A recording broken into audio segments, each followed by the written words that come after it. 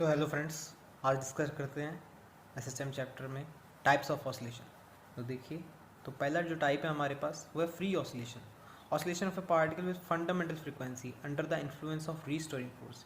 जब हम किसी पार्टिकल को ऑसिलेट कराते हैं और जब वो पार्टिकल अपनी फंडामेंटल फ्रीक्वेंसी से बेस फ्रीक्वेंसी से ऑसिलेट करता है, किसके इन्फ्लुएंस के अंडर? रीस्टोरिंग फोर्स के इन्फ्लुएंस के अंडर, तो वो फ्री ऑसिलेशन की कैटेगरी में आ जाता है। इसके अंदर आपके पास amplitude, frequency and energy of oscillation constant रहते हैं। Oscillator which keeps on oscillating with constant amplitude for infinite time is known as free oscillator. और एक ऐसा ऑसिलेटर जो हमारे पास कांस्टेंट एम्पलीट्यूड से और इन्फिनाइट टाइम के लिए ऑसिलेट करता ही जाता है, तो उसे हम क्या कहेंगे? Free oscillator. आगे चलते हैं डैम्प्ड ऑसिलेशन की तरफ।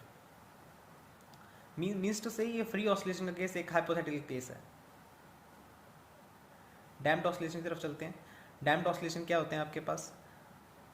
Oscillator amplitude decrease gradually with passage of time. जैसे कि ये आपके पास रियल लाइफ एग्जांपल है, जैसे to decrease gradually with the passage of time. Time के साथ इसका एम्पलीट्यूड धीरे धीरे कम होता जाता है, तो उसे हम डैम्प्ड ऑसिलेटर कहते हैं। इसके अंदर हमारे पास जो रिटार्डिंग फोर्स एक्ट करता है, जो कि इस डैम्प्ड ऑसिलेटर को अपने रेस्ट पोजीशन पर लेके आता है with the passage of time, इसका एम्पलीट्यूड डिक्रीज होता जाता है। तो हमारे पास जो डैम्पिंग फोर्स है वो होगा F is equals to minus B V, जहाँ पर कि हमारे पास नेगेटिव साइन शो करता है कि इसकी velocity time by time decrease हो रही है, और बी यहाँ पर डैम्पिंग कोफिशिएंट है। तो एफ नेट हमारे पास क्या हो जाएगा? माइनस के एक्स माइनस बी वी। देखिए, पहले एक रिस्टोरिंग फोर्स लग रहा था जो इसे मीन पोजीशन की तरफ लेके आता था, अब एक डैम्पिंग फोर्स भी हो गया है जो इसे इसका amplitude time by time decrease कर रहा है। तो यहाँ से मैं फॉर्मूला क्या बना सकता हूँ? M D square X over D T square minus के x minus B D X over D T. तो इसे मैं यहाँ सॉल्व नहीं कर रहा हूँ, इसे आप डायरेक्ट याद रखेंगे। X is equals to A E the power minus B by two M T sine omega T plus five. और यहाँ पर जो जिस फ्रीक्वेंसी से ये मूव कर रहा होगा, देखो यहाँ पर मैंने ओमेगा डैश लिखा है, तो ओमेगा डैश जिस फ्रीक्वेंसी से ये ऑसिलेट कर रहा होगा तो वो होगी हमारे पास under root K by M minus B by two B square by two M का whole square, B by two M square, sorry. तो यहाँ पर के बाई एम क्या होगी? हमारे पास ओरिजिनल फ्रीक्वेंसी होगी जब वो डैम्प्ड कंडीशन में नहीं होगा, तो ओमेगा हमारे पास आइडियल कंडीशन की फ्रीक्वेंसी है। इसे हम और तरीके से समझ सकते हैं। देखिए, इसका मैं एग्जांपल लेके दिखाता हूँ आपको कि एक डैम्प्ड ऑसिलेटर का रियल लाइफ एग्जांपल क्या है। एक स्प्रिंग से मास अटैच है जो कि आपके पास एक बीकर में, एक वाटर में रखा हुआ है। तो जब ये इक्विलिब्रियम कंडीशन में है तो आपके पास एम जी कैसे बैलेंस हो रहा है? एम जी बैलेंस हो रहा है एक तो आपके पास के एक्स नॉट जो इसका रीस्टोरिंग फोर्स है उसकी वजह से। तो के एक्स नॉट जिसने इसे बैलेंस कर रखा है, जिसने इसे मीन पोजीशन पर बैलेंस कर रखा है, ठीक है। तो के एक्स नॉट और जो बायंसी फोर्स लग रहा है हमारे पास क्या है? रॉ वी जी जो अबव की तरफ लग रहा है। तो M G is balanced by V rho G plus K X nought. अब मान लीजिए कि मैंने इसे डिस्प्लेस कर दिया, ये इक्विलिब्रियम कंडीशन की कंडीशन थी, और आपने अब जब इसे डिस्प्लेस कर दिया है, जब आपने इसे डिस्प्लेस कर दिया तो क्या होगा? इसके अंदर विस्कस फोर्स हलचल में आ जाएगा। विस्कस फोर्स क्या है? जब ये ऑसिलेट करेगा, मैंने इसे डिस्प्लेस कर दिया तो ये ऑसिलेट करेगा, तो जो वाटर का जो फ्रिक्शन है वो इसे रोकने की कोशिश करेगा। तो वो विस्कस फोर्स होता है, वो होता है 6 पाई नीटा आर वी, तो इसे रोकने की कोशिश करेगा कुल मिला के। तो इसका क्या होगा? 6 पाई नीटा आर वी, जहाँ पर कि ये एक हिसाब से 6 पाई नीटा आर जो टर्म है वो एक तरह से डैम्पिंग कांस्टेंट की तरह बिहेव करेगी। और क्योंकि ये नेगेटिव डायरेक्शन नेगेटिव में होगा, क्योंकि ये इसे इसके मोशन को अपोज कर रहा है, जो हमने इसके अंदर डिस्प्लेसमेंट किया था उसको अपोज कर रहा है। तो M g equals to minus के x minus B v. Okay, इसका आगे ग्राफ देख लेते हैं। आगे ग्राफ इसका एक्स के साथ जो ग्राफ होगा, एक्स का टाइम के साथ जो ग्राफ एक्स टी ग्राफ होगा, वो टाइम बाय टाइम इसका एम्पलीट्यूड डिक्रीज होता जाएगा, क्योंकि इसकी डेफिनेशन में भी ये लिखा हुआ था कि इसका amplitude time by time oscillation के साथ डिक्रीज होता जाता है। तो इसका एम्पलीट्यूड एक टाइम पर आगे जीरो हो जाएगा। देखिए, अनडैम्प्ड ऑसिलेटर की जो मैकेनिकल एनर्जी होती है वो हाफ के स्क्वायर होती है, पर जो आपके पास डैम्प्ड ऑसिलेटर की जो फ्रीक्वेंसी होती है, एम्पलीट्यूड होता है, वो कांस्टेंट नहीं होता है। तो क्यों? इसका आपके पास एनर्जी क्या होगी? धीरे धीरे डिक्रीज होती है। देखिए आप यहाँ पर कि एम्पलीट्यूड आपके पास टाइम पे डिपेंडेंस कर रहा है कहीं ना कहीं पर, तो टाइम पे डिपेंडेंस कर रहा है। तो ई टी जो ए की वैल्यू मैं यहाँ से पुट कर दूंगा ये, तो टाइम के साथ जब मैं यहाँ पर टी इन्फिनाइट पुट कर दूंगा ई की पावर इन्फिनाइट, तो आपके पास क्या आएगा? ई की पावर माइनस इन्फिनिटी जीरो। तो आप ये आपके पास ये जीरो हो जाएगा, एनर्जी जीरो हो जाएगी। तो टाइम टी इन्फानाइट पर ये ज़ीरो हो जाएगा और बाय टाइम ये ग्रेजुअली डिक्रीज होता जाएगा। तो आइए चलते हैं आगे। आगे एक क्वेश्चन है आपके पास, in a damped oscillator amplitude after 50 oscillation is 0.8 naught.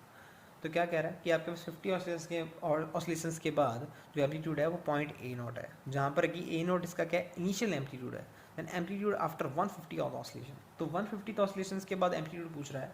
तो देखिए इसका इक्वेशंस क्या बनेगा हमारे पास, x is equals to A nought जो हमें दे रखा है 0.8 ए नॉट, ठीक है। अगर मैं इसे कंपेयर करूँ 50 ऑसिलेशंस पे आपके पास मैक्सिमम होगा, तो आपके पास x is equals to A E की power minus B by 2m t था, तो x is equals to A E की power minus B by 2m t।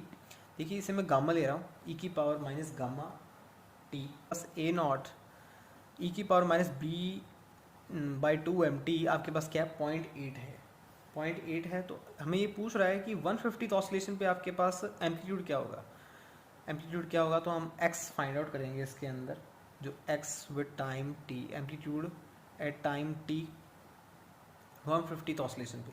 तो 150 ऑसिलेशन से मैं क्या समझता हूँ इधर कि आपके पास टाइम कितना गुजर गया है, टाइम t पर था ये, time t is equals to 0 पर था, मैं मान लेता हूँ ये initially time t is equals to 0 पर, और टाइम t पर टाइम यहाँ पर ये कितना आ जाएगा 50 से आपके पास a t is equals to A naught e की पावर माइनस गामा 3t। तो ऐसा हो जाएगा क्योंकि ये 3 टाइम्स है इसके 3 टाइम्स का ऑसिलेशंस है, तो b बाई 2m इतना हो जाएगा आपके पास, क्योंकि e की पावर माइनस गामा t हमारे पास क्या है 0.8 है, तो 0.8 की पावर 3, तो 0.8 की पावर 3 हमारे पास कितना आ जाएगा, ए टी हमारे पास आ जाएगा कम से कम 0.512 ए नॉट। ओके, आगे चलते हैं। थर्ड जो टाइप है हमारे पास ऑसिलेटर का, तो force oscillator. Force oscillator dying out due to damped force. अब देखिए कि हमारे पास जो फ्री ऑसिलेशंस थे वो डाइंग आउट हो रहे थे क्योंकि हमारे पास एक डैम्पिंग फोर्स लग रहा था जो कि उसे रोक रहा था। तो ऐसी कोई एक्सटर्नल एजेंसी जो फ्री ऑसिलेशंस को मेंटेन करके रखे, तो ऐसे ऑसिलेटर को जिसमें हमारे पास एक एक्सटर्नल एजेंसी वर्क करती है और वो फ्री ऑसिलेशंस को मेंटेन करके रखती है, उससे हम क्या कहते हैं, फोर्स्ड ऑसिलेटर कहते हैं। System oscillating with driven frequency WD, और जो हमारे पास एक्सटर्नल एजेंसी होगा तो मान लीजिए उसकी फ्रिक्वेंसी WD होगी, और उसी फ्रिक्वेंसी से हम इस अपने फोर्स्ड ऑसिलेटर को क्या करेंगे, ऑसिलेट कराएंगे। External force FT of amplitude F0 varies periodically with time t। तो अब देखिए जो एक्सटर्नल फोर्स, जो एक्सटर्नल एजेंसी जो फोर्स लगा रही हैं, तो टाइम पर डिपेंड करेगा। इसका एम्पलीट्यूड मान लीजिए कि F0 होगा और पीरियोडिकली वैसे ही वेरी करेगा जैसे कि डैम्प्ड ऑसिलेटर वेरी करता है, तो F0 साइन ओमेगा dt होगा इधर। इसकी इक्वेशन जो आपके पास टाइम के साथ वेरी करेगी, एक्सटर्नल फोर्स जो आपके पास लगेगा वो F0 साइन ओमेगा dt होगा। तो ओमेगा d यहाँ पर क्या है आपके पास, डैम्प्ड फ्रीक्वेंसी है। जिस फ्रीक्वेंसी से वो आपके पास एक्सटर्नल एजेंसी चल रही है उसी को यहाँ पर कंसीडर कर लिया गया।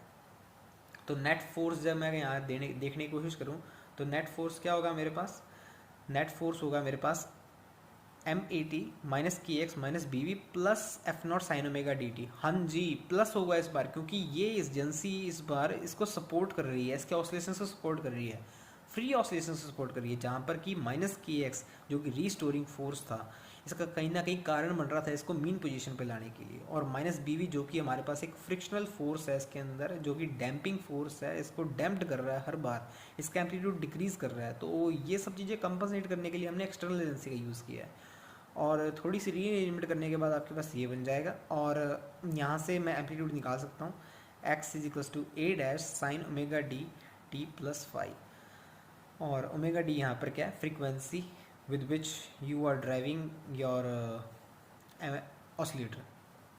और ये ड्राइविंग फ्रीक्वेंसी कौन सी है आपके पास, ये ड्राइविंग फ्रीक्वेंसी है जो कि एक एक्सटर्नल एजेंसी लगा रही है। यहाँ पर ए डैश दिख रहा होगा आपको, ए डैश की वैल्यू मेरे पास है, a dash is equals to F0 omega d square minus omega square d omega d and this.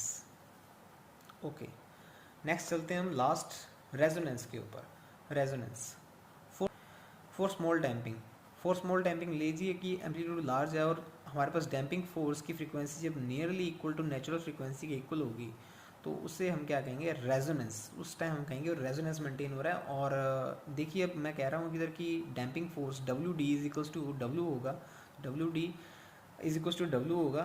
तो ऊपर वाले फॉर्मूले में पुट करके मैं एम्पलीट्यूड निकाल सकता हूँ, जो कि मेरे पास कितना आ जाएगा, a is equals to f naught by b omega d. Increase in amplitude near natural frequency called resonance. और उस टाइम अगर एम्पलीट्यूड इंक्रीज हो जाए नेचुरल फ्रीक्वेंसी के अराउंड, अगर एम्पलीट्यूड इंक्रीज हो जाए तो उसे हम रेजोनेंस कहेंगे। Natural frequency omega called the resonant frequency of the system. तो नेचुरल फ्रीक्वेंसी आपके पास जो ऑसिलेटर की होगी उसे हम क्या कहेंगे, resonance frequency of the system कहेंगे, जो उसको मेंटेन करके रखेगी। आपके पास ये कुछ पेंडुलम मैंने शो कर रखे हैं 1 2 3 4 5, और जहाँ पर कि 1 और 4th की जो आपके पास जो लेंथ है वो सेम है, और 2 3 5 की आपके पास डिफरेंट लेंथ है। Now let us set pendulum 1 into motion. और अगर मैं 1 को मोशन में कर देता हूँ विच हैज़ मैक्सिमम एम्पलीट्यूड, तो बताइए कि जब इसको मैं मोशन में कर दूंगा जिसकी वजह से दूसरे भी हलचल में आ जाएंगे, तो बताइए कि 2 3 4 और 5 में से कौन सा पेंडुलम सबसे ज़्यादा मैक्सिमम एम्पलीट्यूड कवर करेगा। तो देखिए जिनका फेज सेम होगा वही मैक्सिमम एम्पलीट्यूड कवर करेंगे। तो देखिए 1 और 4 का लेंथ सेम है, तो इनका टाइम पीरियड सेम है, तो इनका टाइम पीरियड सेम होगा तो इनका फेज सेम रहेगा, तो इनका फेज सेम रहेगा तो इनका आपके पास एम्पलीट्यूड भी सेम ही आएगा जितना कि 1 का रहेगा। ओके, आगे मूव करते हैं नेक्स्ट क्वेश्चन की तरफ। A body of mass 600 gram attached to a spring of a spring constant 100 Newton per meter and it's performing damped oscillator. If damped constant is 0.2 meter and driving force is this much, F naught is equals to 20 Newton. Find amplitude of oscillator at resonance. तो देखिए आपके लिए homework है, इसे try कीजिए। इसका answer आप comment box में पोस्ट कर सकते हैं और मुझे वो आंसर सही हुआ तो मैं उसे रिस्पॉन्स दूंगा। Okay, thank you.